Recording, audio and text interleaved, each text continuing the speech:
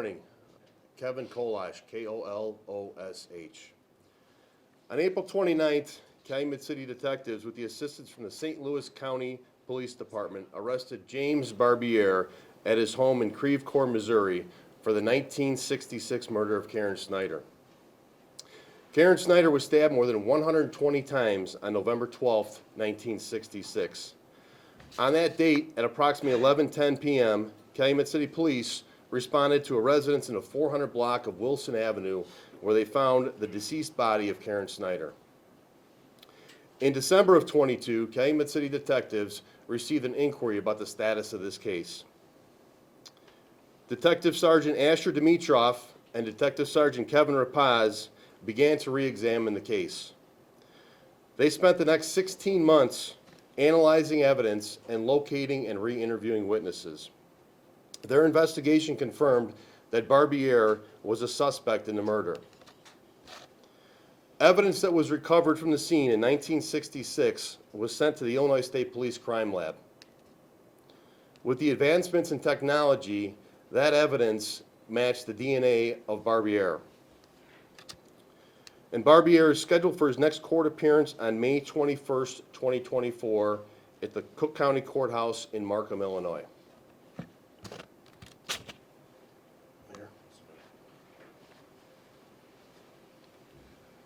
Good morning, everyone. Good morning. Today is an important day in Calumet City history, just as it was important on November 12, 1966. Our mayor at the time, Mr. Nowak, and the detectives did a great job of preserving evidence. And we have to give credit not only to the family, but also to the detectives that we have here today that not only helped solve this case, but if it wasn't for their hard work, we wouldn't be here. We know our police department works hard. We know that getting a phone call and following up on that phone call is important, just as it is important to this family.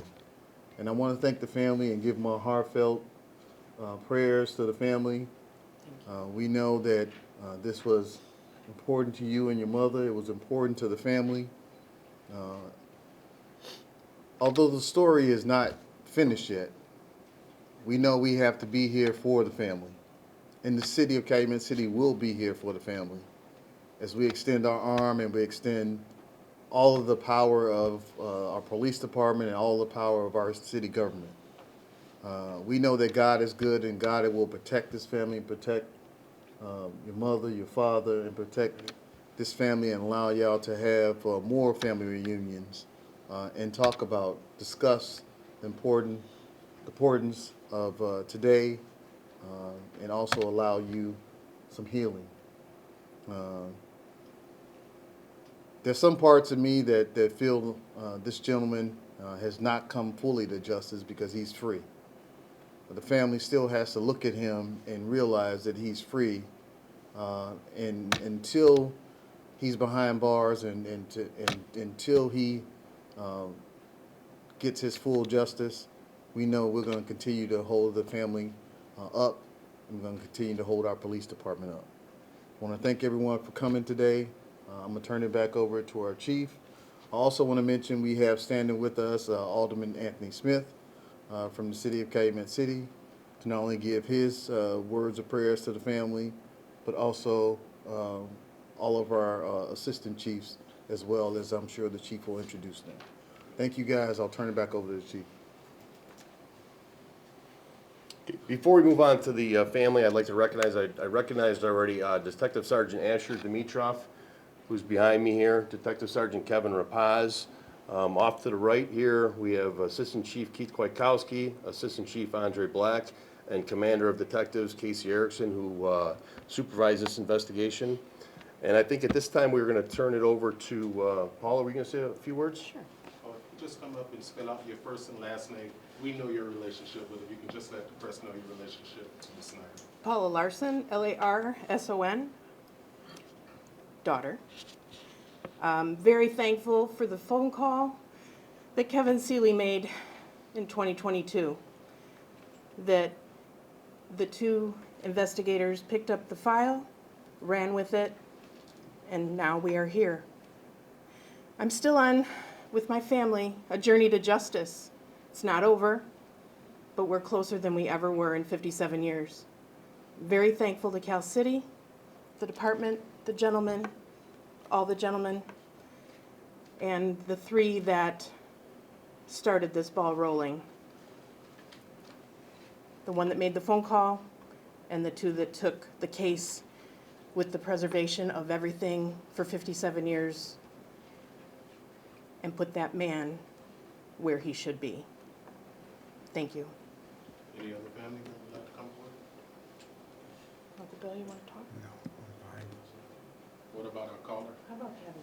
Kevin, come on, Kevin. Come on, Kevin, just say hello. Yeah. Just say one family, but call me. Kevin, you just spell out your first and last name and your relationship. Kevinseeley. Thank you to the detectives, to the family for never giving up hope. To all other families that are in a situation like this, don't give up hope. Keep calling. Eventually we'll find out who committed these crimes. Even if it is 57 years later, you will be caught. And that's about it. Good, Chief, you may want to come back. Dane, Sean, you may have some questions. Chief or Kevin, You did good.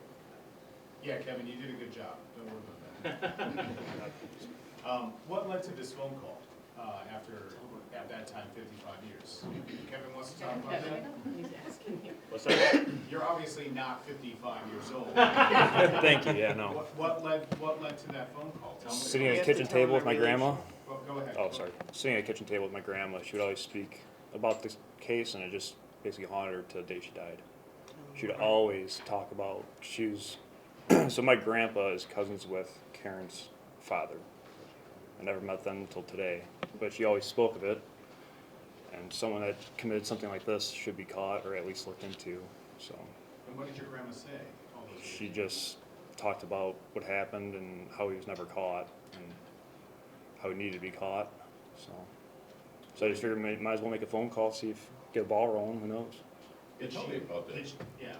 Talk a little bit about that phone call, what prompted it and what kind of response you got.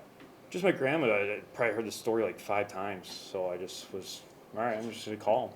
Just, I was at work one day and I was reading up on it, and I was like, all right, well, you know, maybe after 57 years, some sort of technology can be used to figure out who committed the crime. Because I read up on another story, I think it was Golden State Killer, they caught him with genealogy, so it's, maybe you could do that, I don't know, who knows? Anything can happen, I guess. Was grandma saying Mr. Barbier's name at the time? What I don't was think she saying knew about the it? name. What was that? I don't think she knew the name, but she always said there was one guy that they always suspected did it. So they didn't know the name, they didn't know who he was. They were never close to him, but they always suspected that one person did it, but they just never had proof. You were in contact with police while they were investigating, or did you just kind of give them the initial push and then they came back to you later and said, hey, here's what we have? I called in December 2022, and then I didn't hear back until Friday. They called me this Friday and said, hey, we want to meet up with you, we want to talk to you about something. I was like, okay, I don't know any information. Like, no, we just want to talk to you for a little bit, so met up with them for, I don't know, an hour and a half and sat and talked about it, which was pretty cool. What was your reaction? Oh, this is insane. It's insane that he was finally caught. It hasn't really hit me until like Saturday night when I was finally like had the downtime and I was like, this is actually huge. Huge. I mean, it's over half a century old. Finally get some closure for the family too. That's the biggest part. Could we talk, because you didn't have a name, like you just made a phone call saying my grandma said there's one person and you should look into it, or what? Like, No, just I knew the name of the case. And I just called and asked about it, and they took it from there. They did all the work. There's a 1966 Karen Snyder case, and all right, we'll look into it, and they actually did. So they did a good job. They deserve all the credit. They did all the legwork. Chief or detectives, can you tell us how that phone call without a name, but the case, kind of led you to a suburb of St. Louis? Yeah, so the phone call itself reinitiated took another look at the investigation. And from there, they They reviewed the case, they examined all the evidence. They went out and they re-interviewed witnesses, which was difficult because this case is 57 years old. But they went out and re-interviewed people that had knowledge of the case at the time, which kind of confirmed the initial thoughts from the investigators in 1966 that Barbier was a suspect. The detectives back then did a phenomenal job at recovering, locating and preserving the evidence from that date and time. That evidence was then used to identify Barbier through a DNA match. Chief, can you talk a little bit about what evidence was there in terms of case files, clothing, evidence? What did you guys still have in your possession? All the evidence was still there. So there was a lot of, blood evidence. There was multiple pieces of physical evidence that were recovered back then. And then obviously the case file. And it was they did a good job documenting the case back then too. We kind of all talked about that it's amazing how detailed they were when they documented the case. Were any of the investigators from that time still alive that could be contacted? I don't think so. Not from here. No, not from here. There was one from Chicago, and I think the crime lab. Apologies for coming late, but is there a reason why December, why the month of December, and can you talk about exactly why, what led to that opening in December? Yeah, so we discussed that before you got in here. So in December of '22, we received an inquiry about the case. At that point, detectives began to re-examine the case, analyzing evidence, and locating and re-interviewing witnesses. And they spent the next 16 months doing so. Have you talked to the detectives who were on this case per se? Well, they may have to be testifying in court, so they will have to testify in court, so it's typically not a good idea to do that. Just We don't want curious to as to- compromise the prosecution. Yeah, or maybe you can speak on their behalf, what Mr. Barbier's reaction was after all this time, how they found him and what he said and any interactions they may have had. Yeah, I think that's a safe question to answer. If you want to answer that, what his reaction was? Just spell out your first and last name, detective. I know you don't like. That's Kevin Rapaz, R-A-P-A-C-Z. And what was your question again? Yeah, when you went to his home, did you call him or talk to him ahead of time, or did you just go to his house for the DNA evidence? When did you first interact? Our with the first suspect? interaction with him was in April of '23. And at that point was an initial interview, and we obtained a DNA swab from him. And then our next interaction wasn't until the 29th What of was his April. Did you just kind of cold call him and Nope, what he said? we just knocked on the door and had a quick conversation with him and then escorted him out. Did he seem surprised, or Oh, absolutely. Yeah. did he say anything incriminating against himself at the time? Well, I can't get into the details of the conversation, but we had a lengthy talk. Did you get the sense that maybe he knew this day might be coming? I think so, yes. How so? Just based on our interaction with him. So, yeah. Paula, had you, Oh, I was gonna say, while you're up there, just talk a little bit about, how does this affect you, to solve a case this whole? It's, well, we can't forget why we're here today, and that's because, Karen had to lose her life. But it was, I'm humbled. We were able to work with a lot of people up here and down south to get the case where it's at. And then for the family, that means the most. Just getting closure for them. One of the questions I have in reading through this is how he wasn't, I guess he was arrested at the time, but never charged. What was it about either did he have an alibi or why wasn't he charged? Because it seems like there was a lot of fingers pointing in his direction. I think some of those things some of those things are going to come out in court. We don't want to compromise the prosecution of the case. A lot of those details will come out in court as the case progresses in court. But was it having the DNA ability now? The advancements in technology obviously is what led us to where we're at here today. and it was just DNA evidence, right? Yes. Okay. Paula, had you made phone calls? Come to the center, please. Obviously, you were 2 months old when this happened to your mom.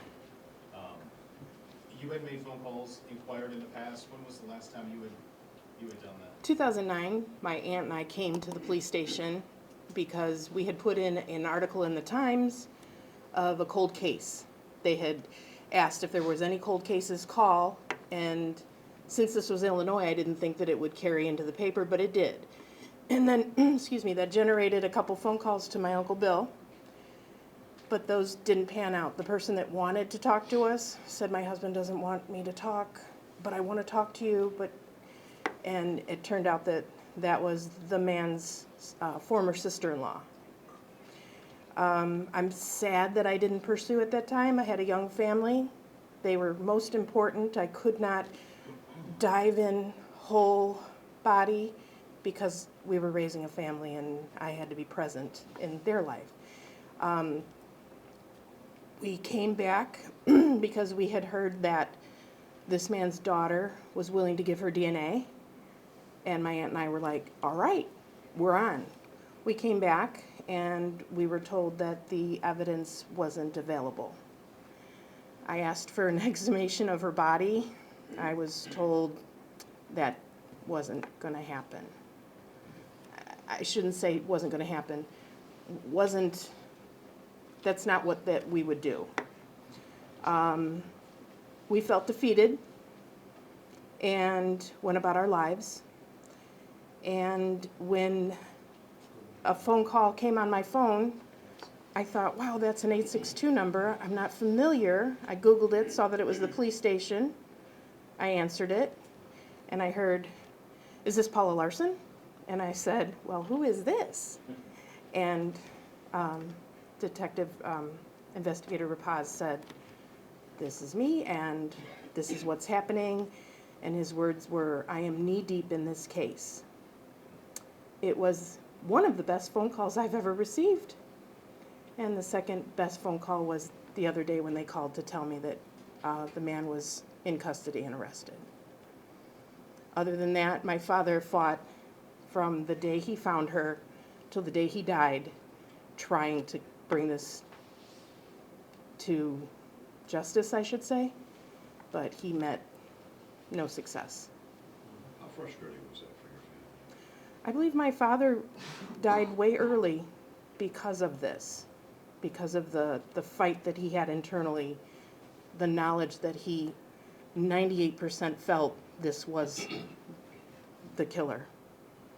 My family, we talked about it, but not at a dinner table conversation. It was never not talked about when I was old enough. We were all very frustrated. And now all of those have passed on. So that's kind of bittersweet that they're not able to see this firsthand. Is this, for you, because you and your aunt had tried to get this case examined, 2009 was that? Approximately, yes. To know that we have so far the start of a final resolution, when you're looking at that, what's your message to other investigators out there who to listen to family or to whatnot? Because it sounded like you were like, this is an old case, have a good day at the time. I can agree with you. We felt defeated and we felt like we had nowhere else to go. We needed police intervention. We needed things that the file had, because we couldn't do this on our own. We could only show up and speak our voice.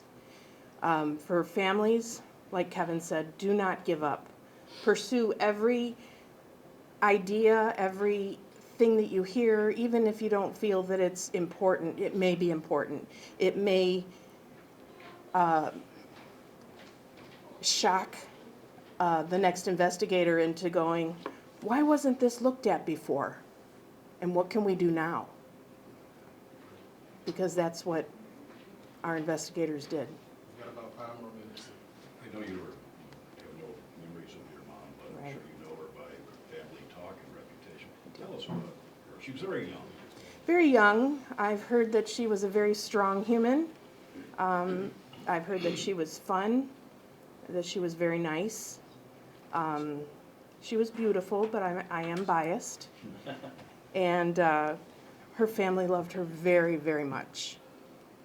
She was an intricate part of the siblings. And when she passed, the entire family, her entire family suffered immensely. I'm very proud to be her daughter because, you know, the obvious. I'm here, and I have a great family because of that, too. If you believe in the power of prayer or speaking to those before us, but have you tried to think about what you might say to her, or have you said anything to her? I had to drive past the cemetery the other day, and I was alone in the car. I didn't go into the cemetery yet, but I was alone, and I said out loud, "Mom and Dad, we got him."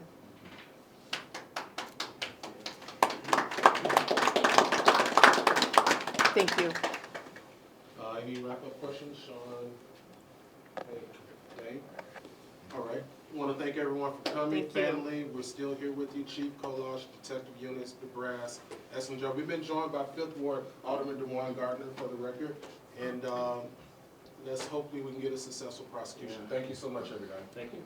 Thank you, everybody. It's a live mic, guys, so, okay?